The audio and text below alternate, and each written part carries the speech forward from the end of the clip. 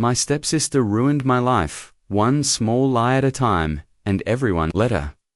I didn't grow up imagining I'd ever use words like evil or deranged to describe someone in my own family.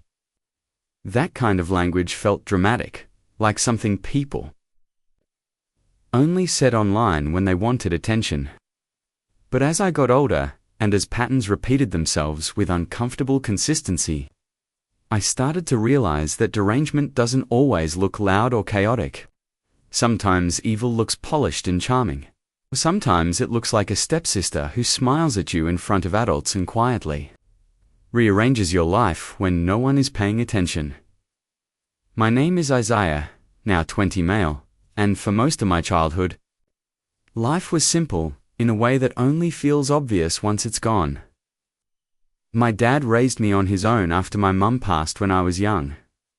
There was structure and predictability. I grew up with the idea that if I did the right thing and kept my head down, worked hard, and stayed out of trouble, that things would eventually work out. But that belief didn't survive my dad's second marriage. Paisley, 22 female, entered my life when I was 13. She was 15 at the time and already fluent in social rules I didn't understand. She knew how to read a room and shift her tone depending on who was listening. She understood how to make adults feel like they were seeing the best version of her while other people absorbed the mess she left behind. Paisley and her mom moved into our house after a short engagement. I remember standing in my room, watching boxes pile up in the hallway, and feeling like a guest in my own home. Paisley claimed my larger bedroom without asking. Her mother framed it as temporary, and my dad didn't argue. That pattern would repeat itself for years. At first, the changes were small. Paisley used my things without returning them. She borrowed school supplies, phone chargers, and headphones without asking. When things went missing, they somehow reappeared in her space. But when I pointed it out, I was told I should learn to share. She had a way of framing everything as an accident, misunderstanding, or coincidence.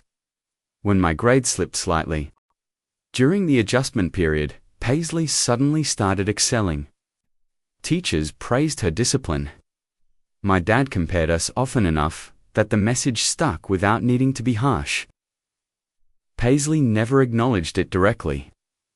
She just smiled when adults weren't looking.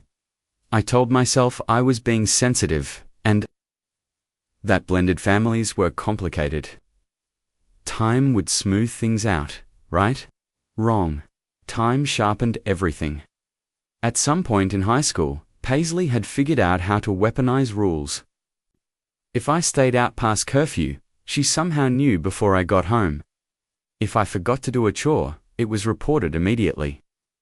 If something broke in the house, my name came up first. She didn't need to accuse me outright. She just asked questions. At the right time, with the right tone, the adults filled in the rest. I learned quickly that defending myself made things worse. Any explanation sounded like an excuse. Any frustration I displayed just looked like an admission of guilt. Paisley was a master of remaining calm. So I adapted. I stopped reacting and just focused on school, saving money, and building a future that existed somewhere far from that house. As much as a 13-year-old boy could at least. That's when Paisley escalated. I didn't realize it at the time, but the moment I stopped giving her emotional reactions was the moment she decided subtlety wasn't enough. The lies became bigger. Not dramatic lies like the movies, but realistic ones. The kind that sounded believable because they were close to the truth. She told my parents I was angry all the time, and she was worried about me. That I seemed resentful. She framed it as concerned. She told relatives that I didn't like her, and I made her uncomfortable. That I blamed her for things she couldn't control. None of it was technically false, but the context was gone. And once a narrative takes hold in a family, it's hard to get rid of. By the time I turned 16, I was already labeled the difficult one. I had become the moody problem child who needed to be more grateful. Paisley was the golden example. And she wasn't even done yet. The first time I realized Paisley could actually ruin my life wasn't during a fight or a big event. I came home one afternoon to find my dad sitting at the kitchen table with that specific look adults get when they think they're being calm but have already decided you're guilty. Paisley wasn't there. That alone should have warned me. Cash from the emergency envelope had gone missing. Not a lot, but enough to matter. No one had to accuse me directly. The questions were framed carefully. Where had I been? Had I noticed? Anything unusual? Was I stressed about finances? Paisley returned home later and looked surprised by the tension. She listened quietly and offered sympathy.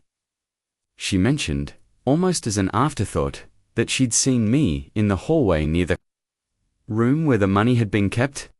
That was all it took. There wasn't any yelling or punishments since they had no actual proof I stole anything. But there was a subtle shift in how I was looked at from that day forward. I never took the money. It eventually turned up weeks later in a place that made no sense. No apology followed, or correction of assumptions. The damage had already settled into the walls. My reputation at school changed because of Paisley. Teachers who had once trusted me became distant. Opportunities dried up quietly, and recommendations felt colder. I couldn't prove anything was wrong, only that something felt off. Paisley thrived. She joined clubs I had expressed interest in, and somehow became their face. She repeated my ideas in front of adults as if they were her own. She painted herself as mature, responsible, and hardworking. And she always was able to frame me as unstable without even using the word. At home, the rules tightened around me and loosened around her. Curfews were enforced selectively.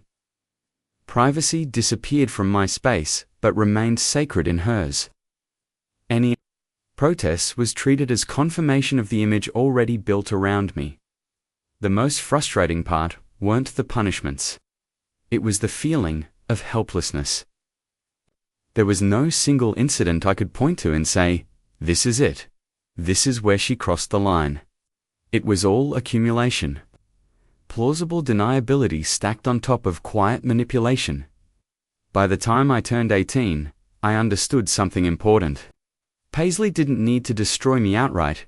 She just needed to nudge my life off course repeatedly and let adults do the rest. I started planning my exit more seriously. I started saving every dollar and gathering important documents. I knew I had to start building a version of myself that existed beyond that house. Paisley noticed my planning, so that's when she made her boldest move yet. Something she thought would be irreversible. For a long time, I believed the worst thing Paisley could do to me was make my home unbearable.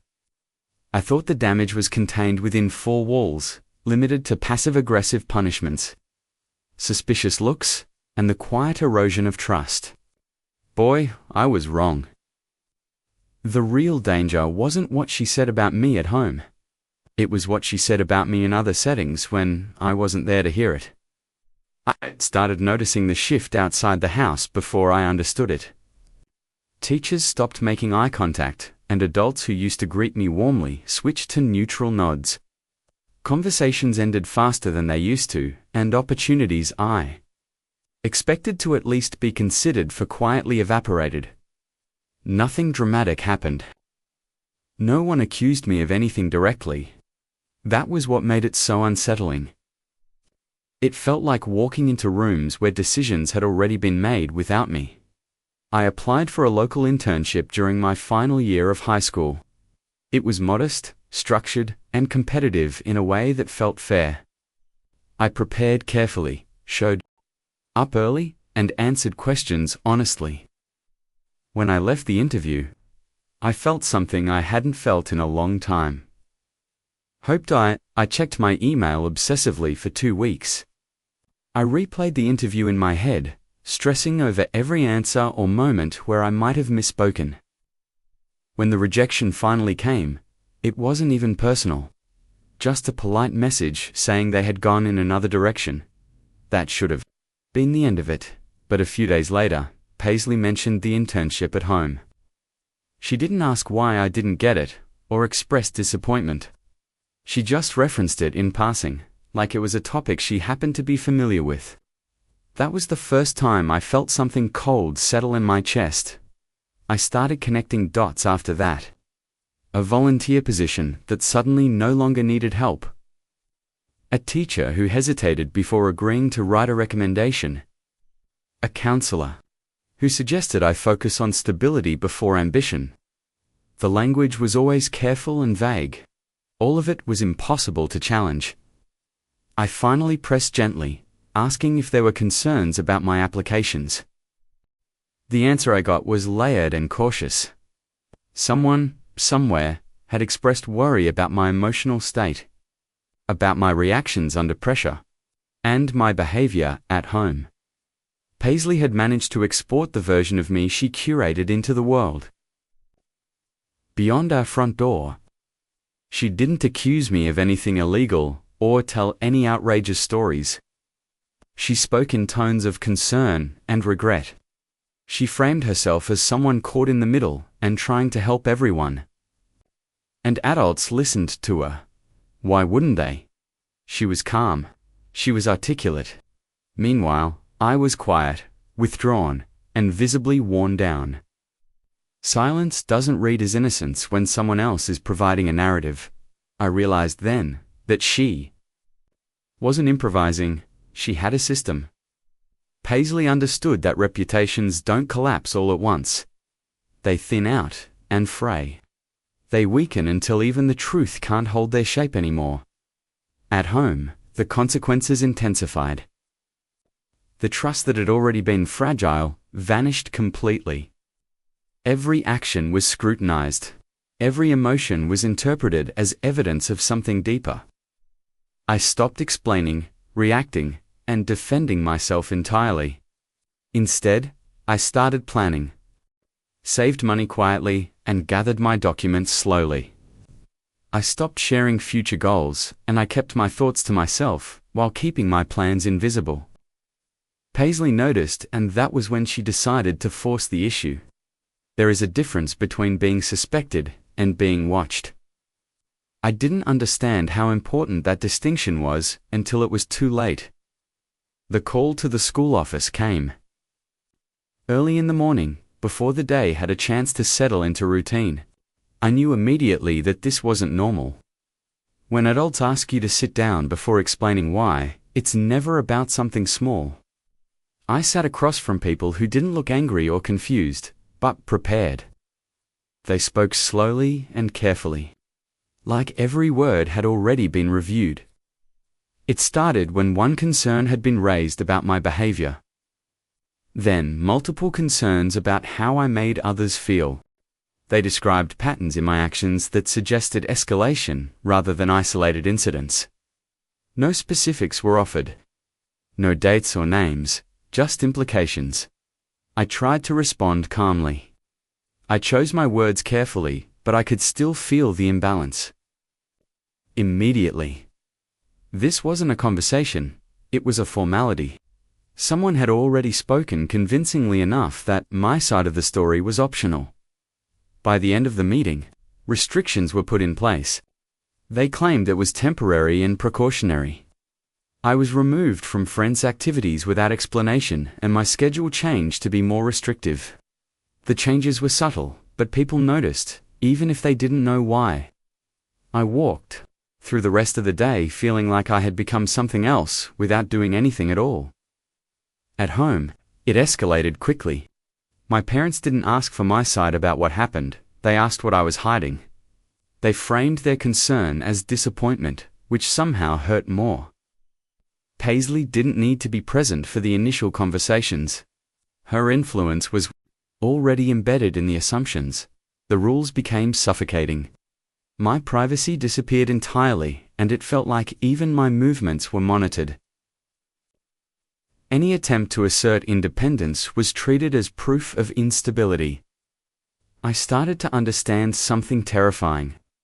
Paisley wasn't just damaging my current reputation, she was creating a paper trail of things that would follow me quietly into adulthood. She had figured out that the most effective way to control someone wasn't to destroy them outright, it was to make them permanently questionable. To ensure that even when they told the truth, it would always be weighed against a history they never agreed to write. For the first time, I wondered if she would stop. And for the first time, I realized the answer was no. What Paisley had built now required constant maintenance, and this level of maintenance requires escalation. There's a point in long-term manipulation where the manipulator stops actively controlling the narrative and only needs to maintain it. That's when things get dangerous for them. Maintenance requires repetition. Repetition creates records. And records invite comparison. Paisley didn't notice when that shift happened, but I did. After the school restrictions were put in place, my life narrowed into something painfully simple. I would wake up, go to school, try to avoid attention, then come home, stay quiet, and follow rules that had never been written down but were enforced anyway. On the outside, it probably looked like I was complying because I'd finally accepted guilt, but that couldn't be further from the truth. I had accepted the constant observation. I stopped trying to prove who I was and started letting systems measure me instead.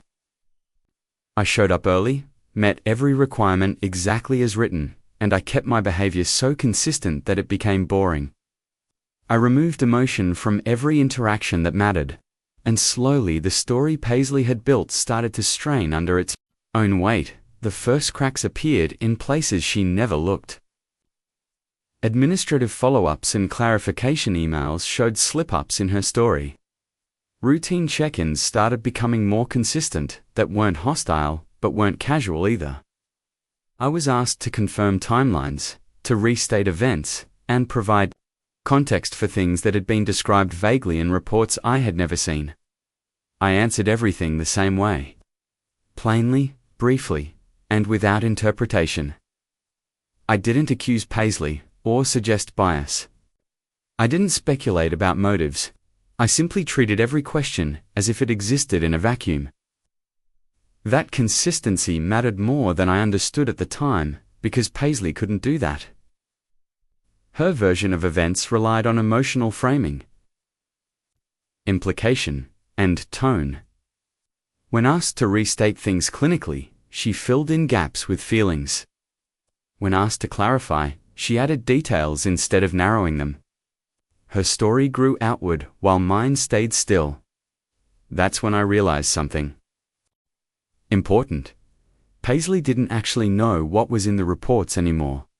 She assumed control because she always had it. She didn't realize that once information leaves a private conversation and enters a system, it stops belonging to the person who submitted it. Instead, it becomes data. Dates stopped lining up. Descriptions referenced events that conflicted with attendance records. Emotional reactions were described during times I was verifiably elsewhere. Patterns of concern appeared clustered around moments when I had applied for something, planned to leave, or gained independence. That pattern didn't suggest fear, it suggested interference. Paisley responded to increased scrutiny by becoming more active. She checked in more often and submitted additional concerns just to be safe. She followed up on old reports to make sure they hadn't been forgotten. Each action created another time stamp, each being another opportunity for contradiction. I wasn't the one building the case anymore, she was. The questions began to change. They stopped being about me and started being about how information was obtained. Paisley was asked how she knew certain things and why she assumed intent. How was she able to interpret behavior she wasn't present for? Her answers wavered. She tried to stay persuasive instead of precise. By the time I understood what was happening, The narrative had already shifted. I wasn't being evaluated anymore. The source was. The consequences didn't arrive all at once. And when they did, they arrived as absences. Paisley lost access. 2. Informal influence first. Adults stopped asking her follow-up questions. Meetings continued without her input. And her concerns were acknowledged politely and filed without urgency. She definitely noticed. She tried to regain footing by softening her tone and reframing past actions as misunderstandings. She started suggesting she might have been overly cautious because she cared too much. That explanation would have worked months earlier, but now it sounded like revision. Once a system begins to doubt credibility, every attempt to restore it is filtered through skepticism. Paisley didn't understand that. She thought belief was a switch you could turn back on if you said the right things. But she thought wrong. The review expanded as other interactions involving Paisley were re-examined. Not just with me, but with her peers, authority figures, and even certain processes she had touched repeatedly. A pattern emerged that had nothing to do with family conflict. Paisley inserted herself into systems she didn't control and tried to steer outcomes. Her recommendations stalled. Her applications stopped moving forward, and feedback came back neutral instead of enthusiastic. The best part was that nobody told her why, and she couldn't figure out where she went wrong at home. The shift was quiet and devastating. My parents didn't sit us down or issue apologies. They didn't admit fault out loud. They just stopped. Assuming Paisley was right, for the first time, her explanations were met with pauses and then follow-up questions. They started requesting clarification she couldn't satisfy without unraveling earlier statements. She grew defensive, then frantic, and finally blatantly inconsistent. Watching everything unfold felt strange. Not satisfying in the way revenge stories promise, but like something inevitable had finally come to fruition. By the time formal documentation cleared me, it felt almost anticlimactic. A statement in the form of a letter acknowledging that prior actions had been precautionary and unsupported by corroborating evidence. That letter mattered more than anything Paisley had ever said about me. I moved out shortly after graduation while Paisley stayed behind in the house where she had once controlled every narrative. Only now, nothing moved when she spoke. Her life didn't collapse, but it narrowed. Opportunities became conditional, and trust became something she had to earn instead of assume. Authority figures treated her carefully instead of warmly. That is the real consequence of manipulation. You don't lose everything, but you lose credibility. Years later, I now understand something I couldn't see back then. Paisley wasn't humbled because she was exposed. She was humbled because the systems she tried to use learned how she worked. I don't talk about her anymore, and our relationship is strained at best. I don't explain the past, and I don't correct misconceptions unless they matter. I talk to my parents, but the closeness never fully mended. Once trust is lost, it's hard to fully regain on both sides. As unhappy of an ending as that may sound, I am content. The main thing I have taken away is that karma is real, and she always comes around eventually.